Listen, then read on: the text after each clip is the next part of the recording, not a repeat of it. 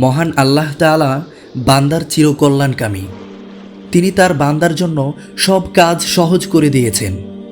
সর্বদা তিনি তার বান্দার কল্যাণ চান।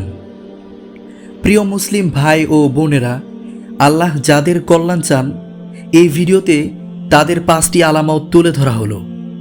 আর তা হলো, নাম্বার 1, আল্লাহ যার কল্যাণ চান তার মধ্যে নম্রতার উদ্রেক ঘটান। আল্লাহ তাআলা নম্রতাকে ভালোবাসেন, আর তিনি যার কল্যাণ চান তাকেই এই গুণটি দান করেন। রাসূলুল্লাহ সাল্লাল্লাহু আলাইহি ওয়াসাল্লাম বলেছেন, আল্লাহ যখন কোনো আহলে বাইতের কল্যাণ চান তখন তিনি তার মধ্যে নম্রতার উদ্রেক ঘটান।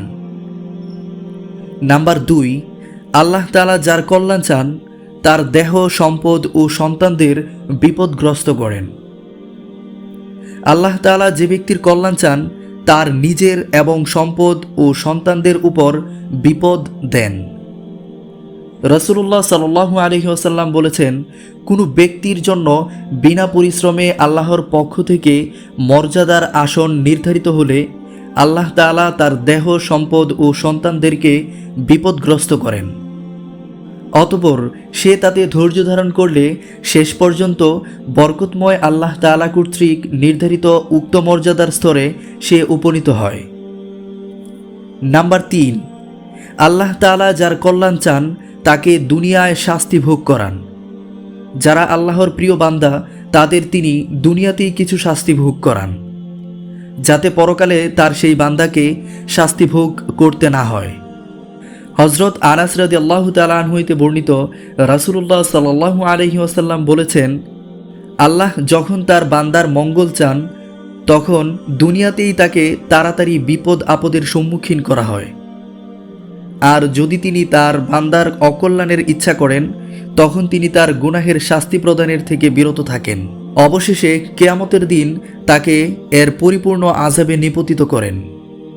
নাম্বার 4, আল্লাহ তাআলা যার কল্যাণ চান তাকে সত্যবাদী ও ন্যায়পরায়ণ সঙ্গী দান করেন। আল্লাহ তাআলা যখন কোনো নেতার কল্যাণ চান তখন তাকে উত্তম সঙ্গী দান করেন।